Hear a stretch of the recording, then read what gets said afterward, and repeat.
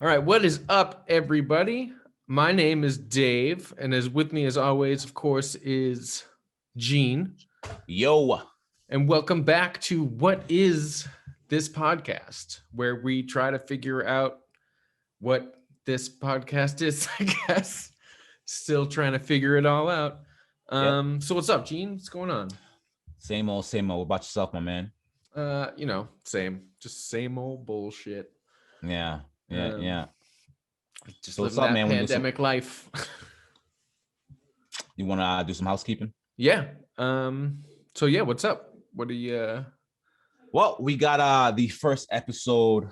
Well, I attempted to get the first episode uploaded. Unfortunately, I had to verify the account because I had a 15-minute cap until they got it verified, and I felt like I wasn't notified about that. Yeah, after the fact. And I think that's dumb. Like there should be a window that pops up. Like normally, it'll alert you to the fact that if your video is over X, I don't know. I agree. I think it only makes sense, but and unfortunately it took 6 hours to upload the video because it was 2 gigs, and I don't have the fastest connection as of right now.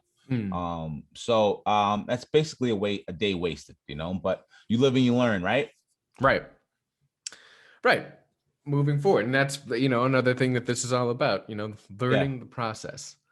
For sure. But but as soon as this episode's over, I'm gonna go ahead and I'll re-upload it. You can check it out. Right. It's the first layout. It's the MVP, the minimal viable product. I was just more concerned about getting something up there and kind of start that iterative process, you know what I mean? And start making improvements moving forward. And it'll be interesting because the people will have seen this video that we're already talking about. And you'll have seen the improvements, Yep. But also, and once you get that, you need to send it to me. I need the video anyways for transcription purposes. And I've looked into some transcription things. It seems like we might have to pay a little bit. What are we talking? What's the damage looking like? So I had it. It's not crazy. I think there's some stuff I didn't really write it down. So next time I'll have more details for you. That'll be something I need to work on.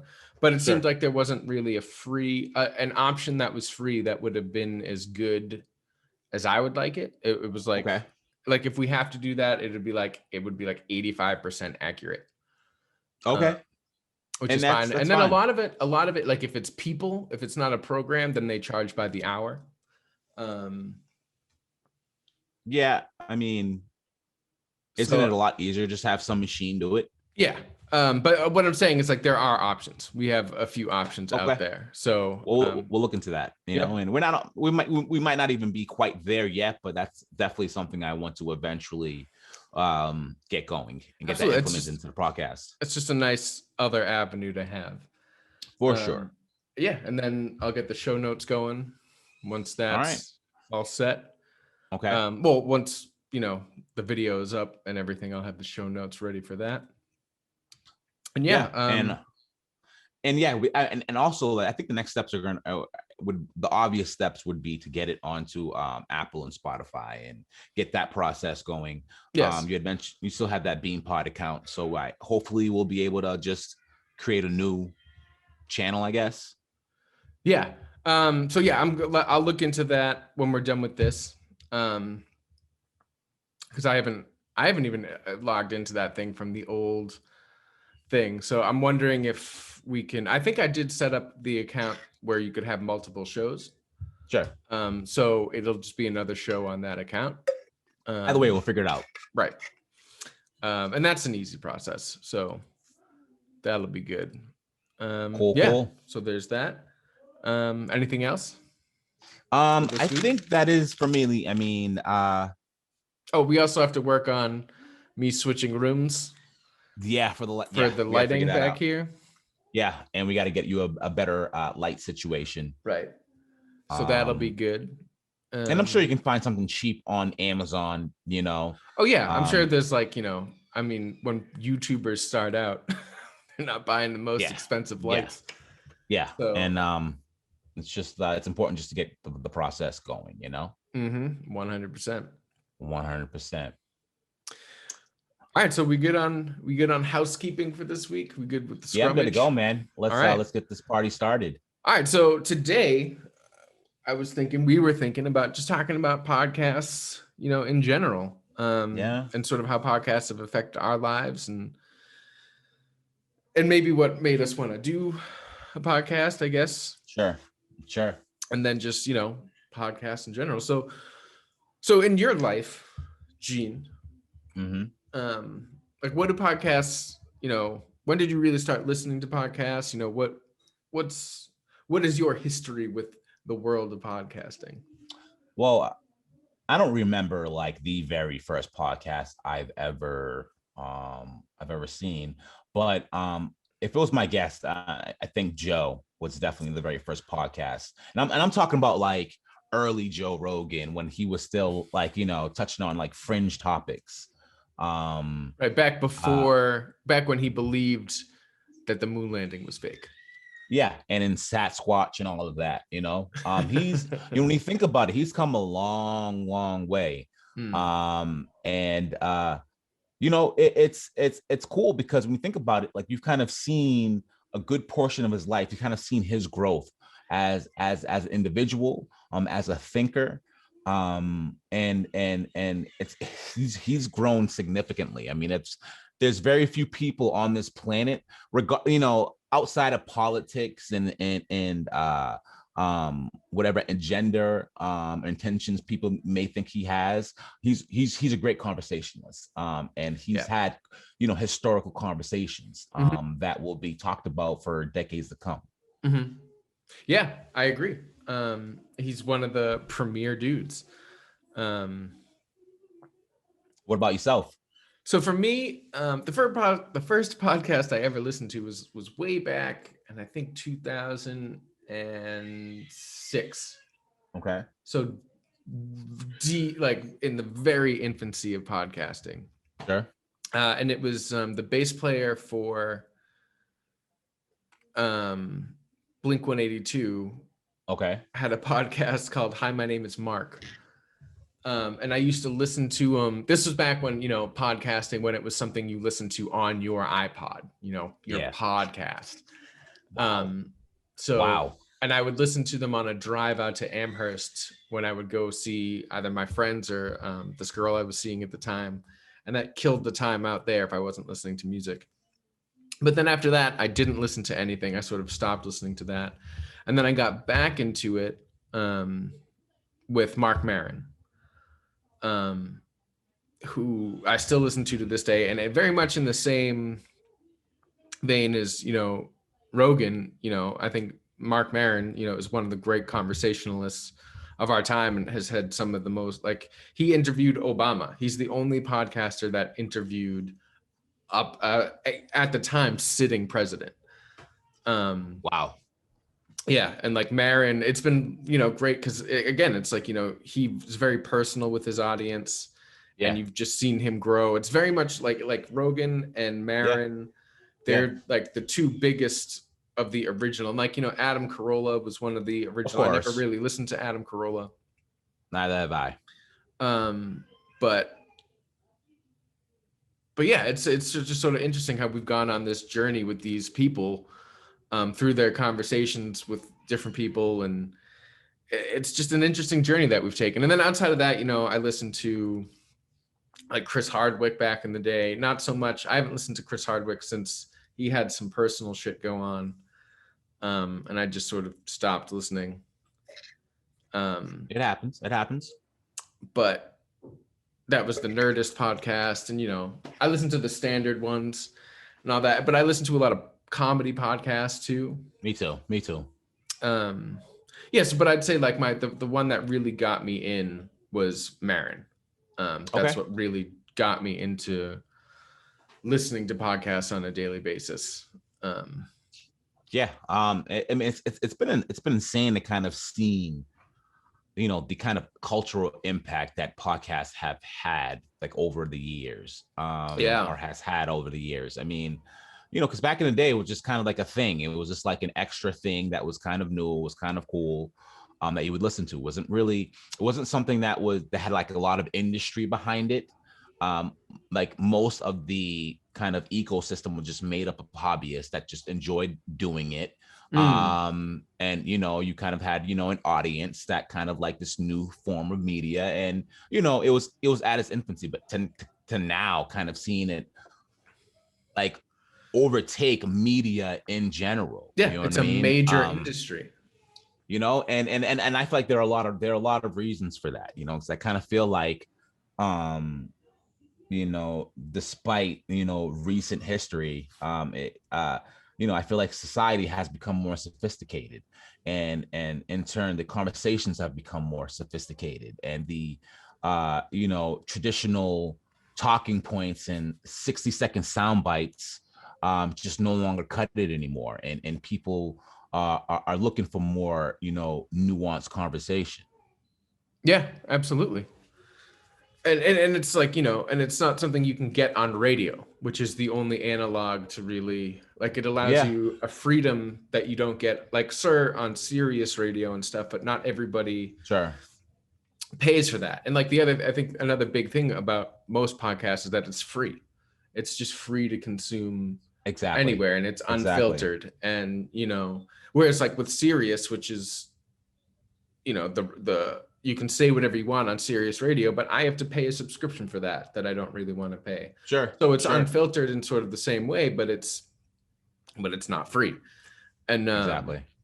And yeah, and I think it really does just sort of open for a deeper conversation than you're going to get on a television show, like a late night television show.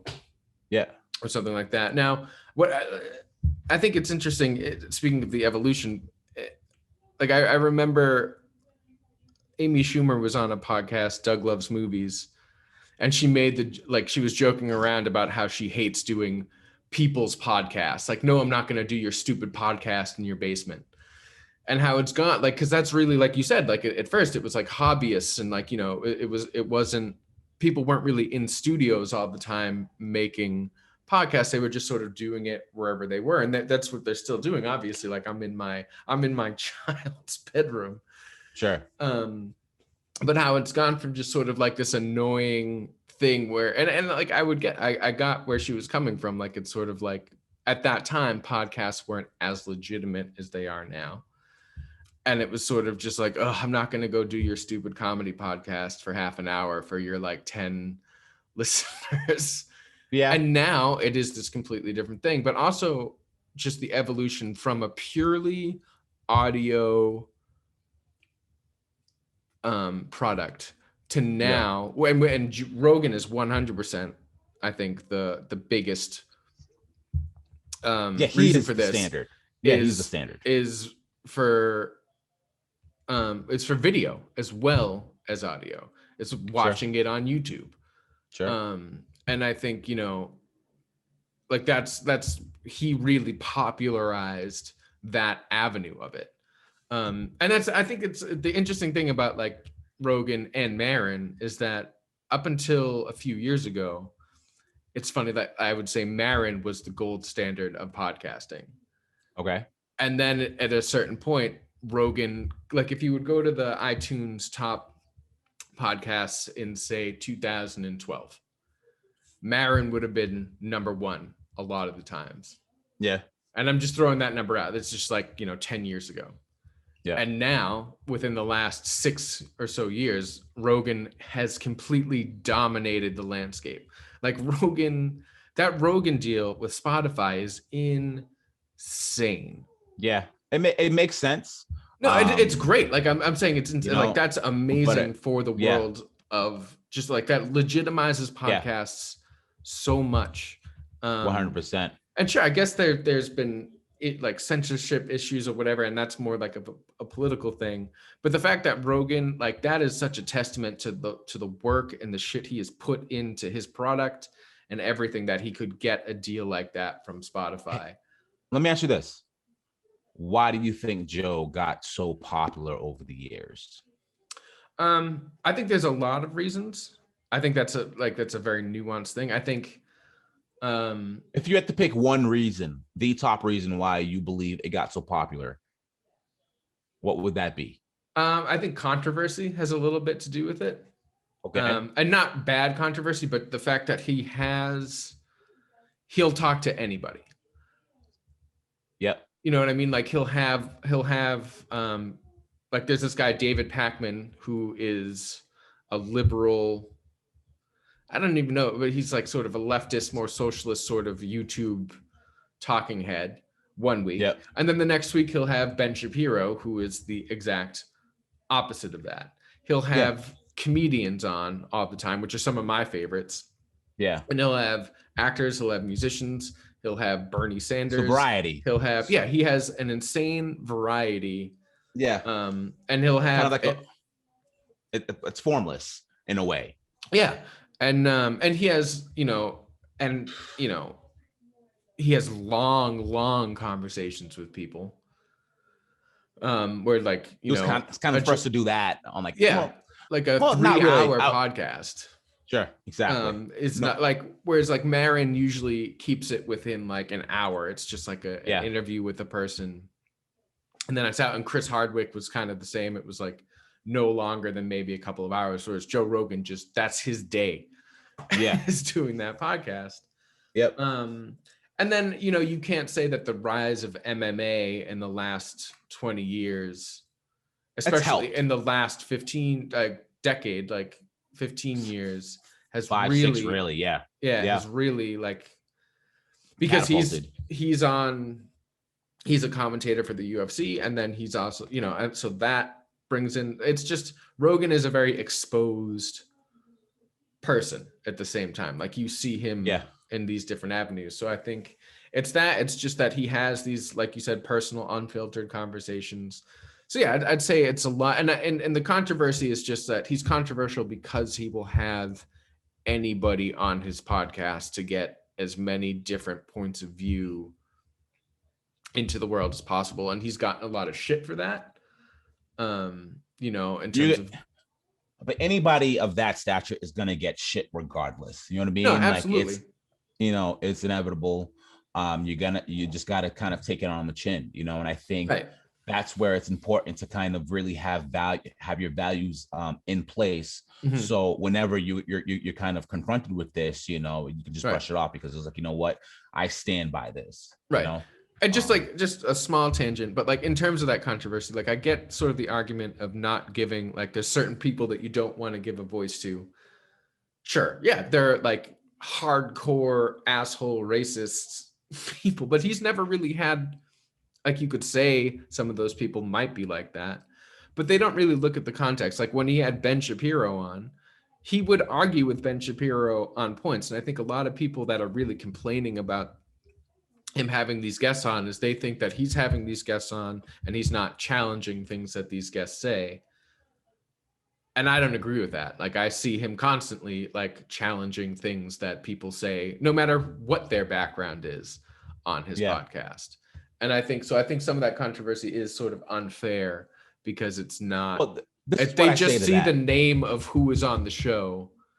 And then they just get enraged, whether it be this person or that person, this side or that side. And it's like, they're not listening to the episode. They're just focusing on who the guest is. And I think that's a problem, but that's a deeper conversation for another time. But I mean, do you agree with like why you think Rogan got so famous?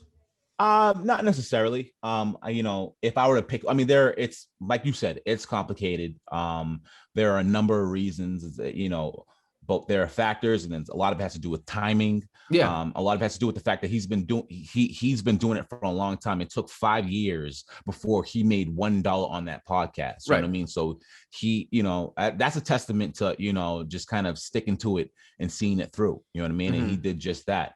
But if I were to pick one reason why, and it's really 1A and 1B. Mm-hmm. I think the main reason why he got so popular is I feel like he filled in a void when it comes to masculinity, especially in this country. I kind of feel like especially being a Black man, and my father passed when I was very young, and there's a lot of fatherless homes within the Black community. I can kind of speak from that perspective, but like there's a void there, and I feel like that's the case for a lot of men in America, and I kind of feel like Joe Rogan kind of set like a template for what manhood is, and I kind of feel like at least that was one of the main drivers in his rise. And of course, once he kind of reached this level of exposure, all sorts of people kind of gravitated towards his channel and his content, and ultimately became who he is today. Okay, all right, it's an interesting take on that. Yeah. Right on. And so, I mean, and do you think that's been mostly positive? Yeah, I mean, I think so. I don't see him as quote unquote toxic in any way. You know what I mean? I think one of the main messages that he's kind of that he's been putting out there is like it's okay to be into man shit. It's okay to like manly things. You know what I mean? You shouldn't feel ashamed, because there's a lot of people that feel like they should feel ashamed for being a male. And there, and that seems to be the case for a lot of different groups. You know what I mean? A lot of different categories of people are being attacked these days. Like it's, white males are being attacked, or Black people are being attacked, or Asian people. You know what I mean? Like it just, it is what it is. But cancel culture. Especially with cancel culture. But with the rise of the feminist movement and the Me Too movement, there has been a lot of shit slung our way. And I feel like Joe Rogan kind of became an individual that a lot of guys kind of look to, and almost kind of use him as a distant mentor in a way. Okay. Yeah, I mean, I do agree that that's definitely a role he has filled in America, especially. Yeah, 100%. So moving on a little bit from that, like how often would you say you spend listening to podcasts or watching podcasts? Like, so primarily, how do you consume podcasts? Do you consume it more as a visual medium? Okay. Yeah, video, 400%. I would say 85% of my podcast consumption is video, and it has been since the beginning. And and that's probably the reason why I think Joe was the first person that I listened to, because I mean that's all I do. As he kind of pioneered.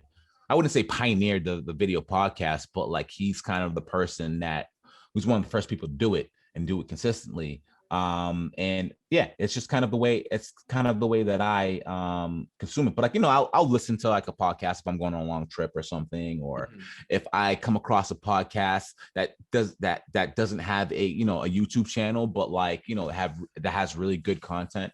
Like there was one podcast that I listened to a lot back in the day called the Knowledge Project. It's by this guy named Shane Parrish, Canadian guy. Actually, he used to work intelligence up there, but he has like he has some really interesting people in his podcast, and his kind of main theme is improving your way of thinking through mental models, right? Yeah, and for a long time he didn't have a video. At least I didn't know he had a video podcast going. So that's one of the guys that I would listen to. Just just the audio, just an audio. Yeah, right on. Yeah, it's interesting because I'm more of an audio listener, because that's just how I started listening to him. Like I started listening to podcasts while I was driving, like driving out to Amherst or just driving to work or whatever. Because when I'm watching television, I guess I'm just rather be watching like a show. Okay. But I've definitely started like I'll watch Joe Rogan from time to time. I've really started to watch Bad Friends and Tiger Belly a lot. Yeah, like those, man. Are like I love those shows. I love those shows. I've started to watch those a lot. But yeah, for me, it's more of an audio experience when I'm like cleaning or just, you know, pacing around the house. Sure. But I'm like, so I think it's really interesting how we're sort of on the two opposite ends. Like, because when I think of podcasts, like we're doing our video component, and to me, this isn't a thing I would have thought of to do like with my own podcast. If I was going to do my own, I would have just made it an audio just makes thing. sense to me. Right. Makes sense to me. Because you come from more of the visual podcast. And it's also a guarantee way out the gate to set yourself apart, because only 17% of active podcasts actually do it in the video format. If you do it, and if you do both, you know what I mean? Like you're already, you know, ahead of the race. Right. You know what I mean? And again, like in terms of defining what we are, like, you know, that's the best way, like you said, to get the message out. Like we are both an audio and a video experience. So like if you want to listen to this driving around in your car, great. If you want to sit and have this on the TV in the background, perfect. Yep. So how often would you say that you have podcasts going on? It depends on what's going on in life, you know. You know, I would say I watch at least a clip every single day. You know, a lot of the bigger podcasts will have like a separate channel specifically for shorter clips. Yeah, absolutely.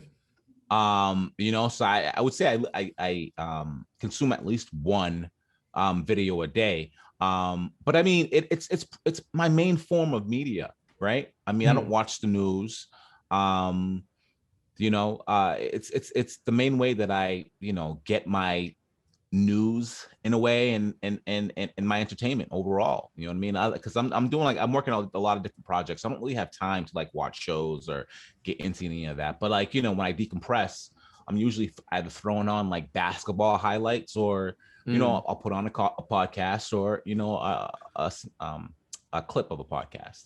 Okay, but so it is your main form, which was going to be my next question. Is like, you know, what is your main form of entertainment? But would you say that you get news from podcasts? I don't watch news. You know what I mean? Like, so I would get my news indirectly through podcasts. We'll say that. Right. Okay. Right. So you're not getting the news. You're just sort of hearing about events as people talk about. I'm not interested. I'm not interested in the news, you know? Okay. Interesting. Well, not really interesting because I knew that, but interesting for the viewer. Yeah. So that's sort of like, you know, the role that it's played in our lives. So let's talk about the landscape of podcasts, that we're entering this world, becoming a media juggernaut, and then sort of trying to define what we are. You know, we already have, like, we talked about audio and video. We touched on that briefly. And Matt, if I can plug his show real quick, which I forget the name of, so we're going to edit that part out real quick. Yeah. Okay. But he has a murder mystery podcast.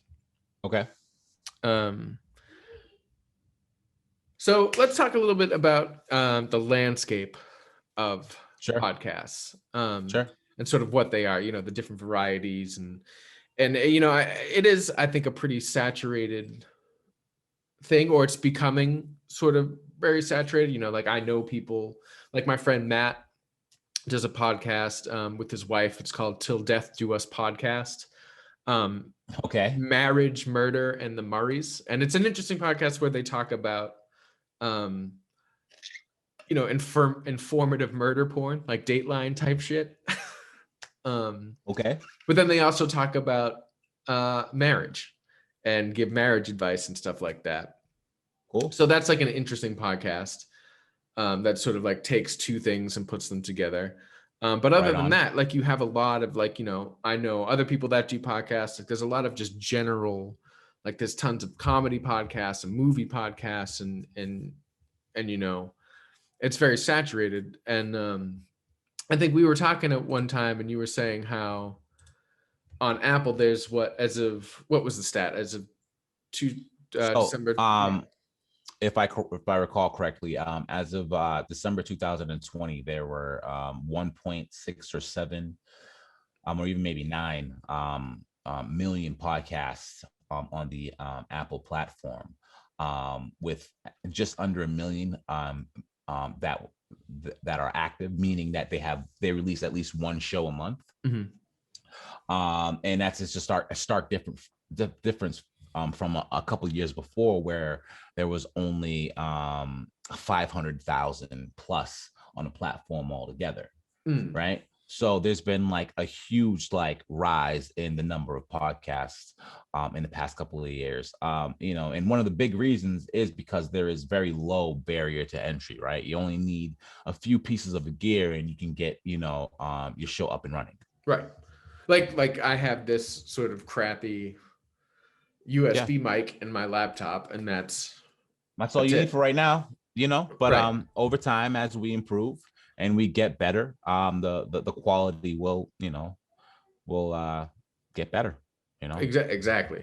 And what was the most, like, do you remember what sort of like the top sort of categories were for podcasts? Like, what is the most popular category? Well, I mean, religion, takes it all. You know what I mean? And they have a huge lead. I believe the next category is I want to say society and culture. Which is a very broad, very broad category, right? And I don't really remember the ones after that. You know what I mean? But those two categories take the bulk of the podcasting world. Right. And I would say that we're more in that second category. Yeah. If we were anything, because we're not really religious. Yeah. Well, the show is not religious. Not at all. Right. So, I mean, and there you go. Like that landscape, like the society and culture landscape is so broad that, like, in terms of what we're doing, like, how are we, I think, because of what we're trying to do and we're sort of inviting everybody in, that's something that would make us stand out in that thing, because we're not just talking about having a general movie podcast or a general music podcast. Yeah.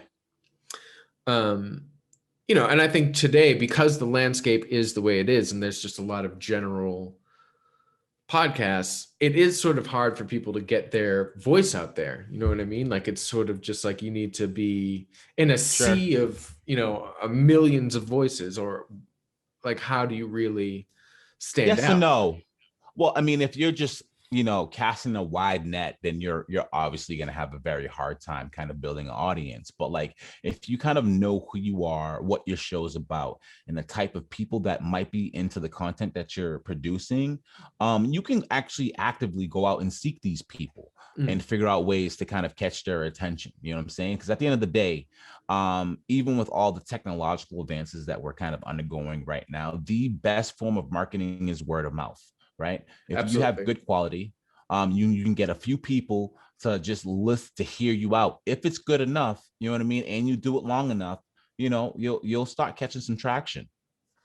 Yeah, absolutely. And like, word of mouth with everything is the best thing. Like, in a movie example would be like The Sixth Sense is one of the few movies ever to have a better box office its second weekend than its first weekend. That's weird. Why is that? Because of word of mouth. Right, because of word of mouth, because it got, enough promotion, but, it came out the first weekend, some people saw it, and then they came out and they were like, you have to go see this new Bruce Willis movie. It's crazy, and you're never going to guess what happens at the end. Yeah, it was quite the twist. Right, and then that word of mouth brought everybody to the theater the next weekend, and it saw a gigantic spike. Yeah. In that kind of thing. And so in terms of, like, you brought up a good point of seeking people out, and like, what do you like, do you mean like the sort of the movers and shakers and influencers of the podcast realm? Like, who would you be like, just an audience? What do you mean? Your audience, you know what I mean? Your people, your tribe, right? And it's just, getting the initial early adopters is I mean, that's the challenge, right? Right. And Absolutely. I mean, really the first true challenge is A, to come up with quality content, and B, being consistent. I mean, those are the dragons that you have to slay. Absolutely.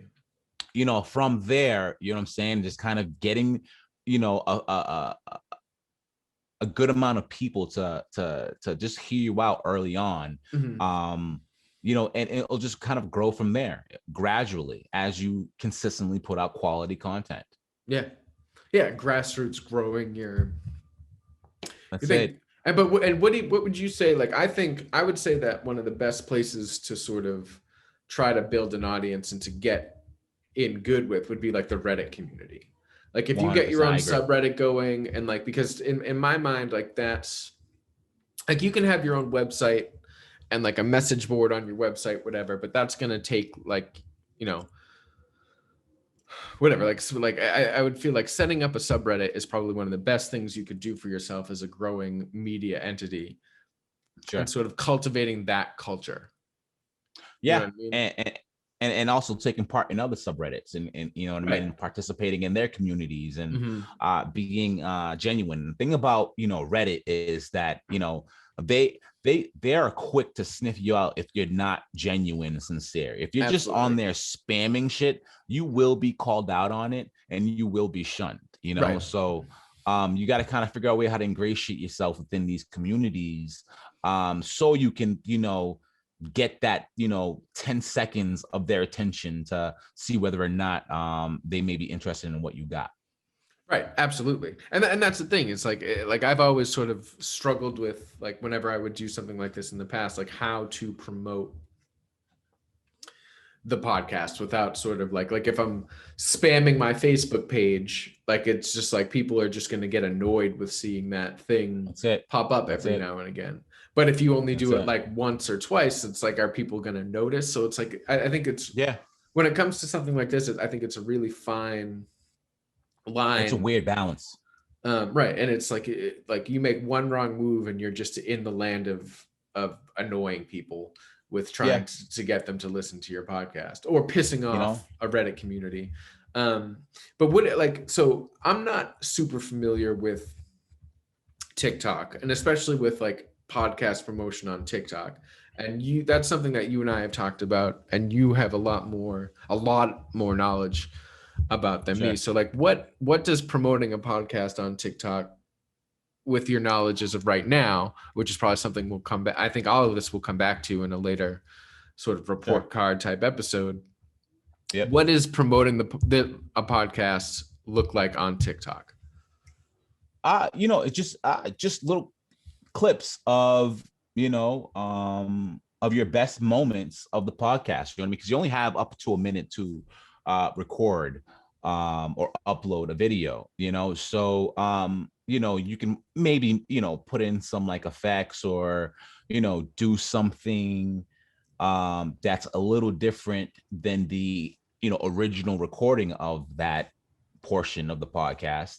But I think it's it doesn't necessarily have to have all these crazy bells and whistles. Just just try to capture some of the best moments of the podcast, whether it's stumbling across a really cool insight, or making a really good point, whatever that may be. I think that's where you start, and you'll start seeing what people gravitate towards, which videos get more likes or more comments. And I think a big part of this podcast is getting the people involved, and as a unit, as a collective unit, what I mean, we kind of drive the direction of this journey. Right Because this is a big, like, I feel like this is going to be a huge audience participation sort of. Because we don't know what this podcast is. Right, exactly. It's in the name. Right. So I think, and like, it's just the more, but like, I don't know, like, cause I've been struggling with like, what do we use? Like, obviously it would be smart to set up a Facebook page and and an Instagram page. I don't really know much about Twitter. I mean, I feel like Twitter is more for just having stupid conversations, and I don't know, bro. And Twitter's a fucking cesspool. That's what I mean. Like if we don't have a Twitter presence, I don't fucking care. Yeah, like it's. I mean, like honestly, I set up. You have like these products like Hootsuite or Buffer that are essentially social media aggregators where you can kind of post your content in one location and it'll distribute to all the different platforms. And like, it's definitely a useful tool. I wouldn't want to just kind of make these cookie cutter pieces of content and just distribute them all the same, because each platform requires a different kind of type of content, right? Sure. Yep. They're all different in their own little unique ways, and you got to kind of tailor your content for those specific platforms. But I wouldn't spend any time, tailoring content for Twitter. At least not initially. No. Because when you want to talk about fucking noise, right? Exactly. Twitter is nothing but fucking noise. Right. It's just a bunch of fucking people screaming at each other constantly. And it's just a shitty environment. Even like what that noise is, it's not good. Yeah. It's just people. It's people canceling each other constantly and just thank you. No, thank you. Which is but I think TikTok is the way to go. TikTok and Reddit, I would say. TikTok and Reddit, and of course, Instagram has its place, and and especially since they're trying to kind of pretty much clone TikTok with their Reels platform that they're currently building out. It'd be a good idea to kind of continue to pay attention to that platform because it's still number one. Right. But it's pretty obvious to me that there will be a transition between who's top dog within the next year or so. Right. Maybe even sooner. So it's like TikTok, it's TikTok and Instagram for promotion, and then it's Reddit for community building. Yeah. And eventually I'd like to graduate into like kind of building our own Discord and kind of like funneling everybody there and kind of really I think that's the natural progression.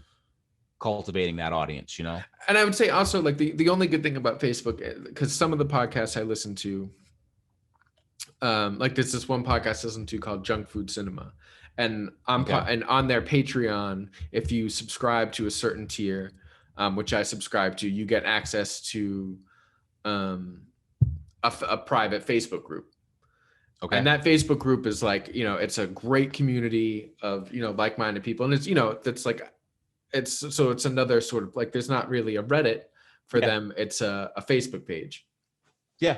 And I think that's like only having like a dedicated Facebook page is better than just sort of having I guess what I'm saying is like, before it would just be me sort of spamming podcasts I did on my personal page, and I don't want to use my personal page to do. And it's like, but I guess I just don't know any other way of doing it, which I guess is part of this experiment and sort of part of the fun is like, because I don't want. I don't know, because there's definitely days where I think about deleting my Facebook page altogether. Yeah. And if I'm using it to promote something I'm doing, then that's incredibly difficult. For sure. So yeah, I guess. But I guess like the Facebook page would sort of be like sort of lower. It's just an avenue I've seen podcasts be successful with in other places. But Facebook is its own sort of bag of issues. Yeah. This is an iterative process, and we'll kind of, I have no idea where we're like what we're developing, where we'll land, right? What platforms we'll use, but like it's we'll figure it out as we take these steps and move along this process. Right.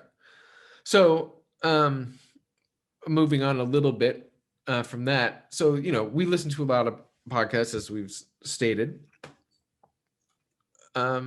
Moving on from sort of talking about promotion and landscape and stuff, sort of cautionary tales of podcasting, sort of, and Can you think of any off the top of your head of like maybe what you don't want to be, things that you want to avoid? I definitely don't want to be controversial, you know. I definitely don't want to be a political podcast. I mean, like, here's the thing, and you mentioned earlier that people give Joe Rogan a hard time for, not, grilling some of his guests. And I think what people are kind of missing is the fact that I think Joe's main intention is to have a dialogue with this person. He may challenge ideas, but he's not trying to debate anybody. And I think we're so used to, seeing media as in the form of debate that we almost think that's the almost form of communication. You know what I'm saying? At least when we see it on screen. And that is not the case. You know what I'm saying? If anything, we need a significantly less amount of that in order to kind of maintain order within this country, because we need conversations. Walking around pissed. Right. We need conversations. We need dialogue. You know what I'm saying? We need to find, as I said in the first podcast, we need to kind of find some common ground. And I think that's what Joe's attempting here. Right. Yeah. And I agree. Like, I don't like, as much as I do in sort of personally, I don't enjoy it, but it's something that I've just became interested in. Yeah. Like, I like politics or whatever. I don't know. I have a difficult relationship with it, but that's not something I want to talk about publicly. That's something like that to me. Like, politics is sort of like more of a private thing that you talk about in your private life with people that are open talking about it. Yeah. Because I also just think that immediately turns off. Like, if you want to reach the widest audience possible, you're just gonna, if you do anything sort of political, which I think there are some political things that are hard to avoid.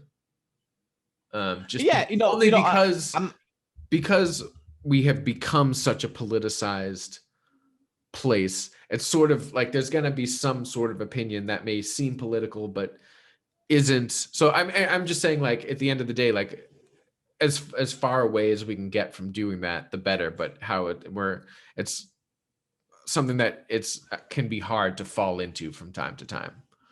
For sure. I mean, easy to fall into from time to time. For sure. But I agree that, like, controversy is not something, controversy is good to a certain degree, I think, but I just feel like we live in a world where everything is controversial. So in a weird way, it's sort of like more controversial to not be controversial. Does that make sense?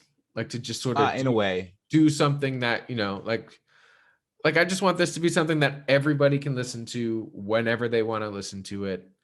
Yeah. And it's not at the end of this podcast, you're going to feel either better or more enlightened or whatever. And you're not just going to be like stewing about some dumb political bullshit thing that we just said. Yeah. I mean, I don't, all I care about is you not feeling like shit or feeling more angry after listening to this podcast. And however you feel is however you feel, you know what I mean? Sure. But there's enough of that filth out there. Exactly. Know what I mean? And I am more concerned about the discovery and the sharing of ideas. I'm not interested in telling you whether or not my ideas are better than yours. I'm not interested in any of that. Right. And neither am I. It's, it's just not, this is not the, like you said, like that, there's enough of that shit out there. So if that's what you want, you have a million other podcasts, a million 0.7 other podcasts you can listen to get that fix. And it's just like, like, let's just have some conversations, have some fun, and let's just figure some shit out. Yeah, no, 100%. Yeah. And as far as cautionary tales go, I can't think of anything or anyone or a particular show offhand. I mean, like I guess an individual that comes into mind is, Ari Shaffir, and it wasn't, if you guys don't know, if you live under the rock, Ari Shaffir is a comedian that got a lot of backlash for pretty much digging into Kobe immediately after he had passed. Right. And but that was the timing was terrible. Yeah. The timing was terrible. The timing was terrible. it wasn't from, and it wasn't even from the podcast, but it was just a piece of content. I think he posted something on Twitter, you know what I mean? But like, I want to avoid that, you know what I mean? Like Right. Comedy is but something, that affected podcasts that he was on, you know what I mean? Like, or yeah, like, 100, yeah, and if you have a podcast and you have something out there, anything and everything that you put out there will and can be used against you. You know what I mean? So you just have to be mindful when you're in the public eye of what you put out there. Right. So yeah, that's the only guy that I can really think of, or show that I can think of that I would,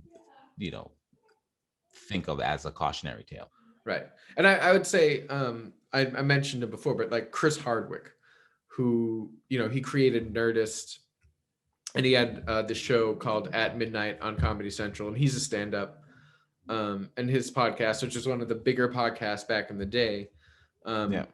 Some shit happened with him, and it didn't have to do with podcasts, but again, it was like a public eye. It was just like you said, something he did that affected all this stuff. But he also rebranded his podcast from Nerdist to the ID10T podcast, like Idiot. Okay. And I would say that like sort of like it was just a perfect storm of he rebranded, and then this controversial thing happened to him, and now like he's not anywhere near, like he used to be sort of like an institution in sort of like the sort of geek culture, nerd culture realm of podcasting. And now he's not. And I would say like that's a cautionary tale. So I mean, it really just comes down to like, you just got to watch yourself. If you're going to be in the public eye, like you need to fucking watch what you do, man. Like, don't. And that's always something that's sort of fascinated me about celebrities, like thinking, I mean, for a while, like they could do whatever they wanted and get away with it and it wouldn't tarnish their brand, but that's not the world we live in anymore. Like now we live in a world of consequence, whereas in the past, there were no consequences for people in the public eye. They just got more publicity, unless they did something egregious, like, murdering their wives and fleeing in a white Bronco. I was literally just thinking that when you said that. It's hilarious. Like that's about like that will get you canceled back in the day. But but yeah, it's just like, but I think also like other in terms of podcasting, I do think rebranding him wasn't the best at that point. Like I think, that can confuse people because they're used to seeing you under this name. And if you're so large under this name and you just sort of go to a different name, all of a sudden, that's tough. That's tough. So like, I think had he not had the added fuckery of what sort of his personal life, he might have survived it a bit more. But yeah, so I guess, so in summary of that, it's just, let's try not to be controversial at all. Yeah. And I'm sure there will be things, cultural events that pop up, and I am going to, I will feel like I'd have to address it, and I will have certain principles or values that I stand by, and and if I address them, some people may find it controversial, right? But even between you and I, like it's like if you say something that I really don't agree with, like I might call you on it, and vice versa. Like I would expect you to do that. For sure. To me, because that while it might not be exactly a debate, I mean, that is part of conversation, is sort of challenging ideas is a part of conversation. It's just how you go about challenging those ideas. For sure. Where it's like, I'm not trying to defeat you. I'm just trying to understand where you're coming from, and vice versa. Because like you said, like sometimes like controversy can be hard to avoid in the world that we live in right now, only because of like, last summer a lot of shit happened, and is that's like if something really major happens, it's going to be hard not to address it if you have a public platform, which is 100%. Essentially what you were saying, right? Yep. Pretty much. Yeah. So yeah, so I think, that sort of covers all the topics that we set out to talk about today. Yeah. So it would, to summarize the podcast, like, how would you summarize everything that we just talked about? Podcasts are cool. It's something that I want to do. Right. It's something that I want to do. You know, I don't know. In all seriousness, you know, I'm not really, idealistically, I would like to monetize this thing. You know, I am currently in a quest to figure out how to make a living by being creative, right? Right. And In I'm my on. old industry, pre-pandemic, Yep. you know, you know, I was in an industry that I, you know, kind of got burnt down in. And I kind of want to move on to do something that I feel like is more compatible with my personality type. So, you know, this would be great, you know, but, you know, ultimately, you know, as I mentioned in the first episode, you know, I want to learn to become a better conversationalist. You know, I want to better the ability to kind of express and convey my ideas. And I like to, you know, improve on the way that I think. You know what I'm saying? I'd like to kind of test my thinking and kind of put it out there and kind of work it out and see whether or not they kind of they hold up. Yeah. You know, so, you know, yeah, I'm kind of looking forward to this journey, kind of, you know, and hopefully we can stay consistent, and it'd be interesting to see kind of, you know, where we're at, as, you know, both as individuals and as conversationalists, and the overall production of the show. Yeah, I completely agree with everything you just said. That's exactly, Yeah. you know, I'm just sort of, this is what I want to do. I want my career to be creative, making things, making content. Yeah. And so, yeah. So take this journey with us. So I would Walk with say, us. thanks again for joining us on this journey as we try to figure out what exactly this podcast is. Yep. I have been Dave, and that has And been I Gene. am. Yes. And I'm Gene. Yes. We'll figure it out. Yeah. And we will see you guys next time. Peace. Peace.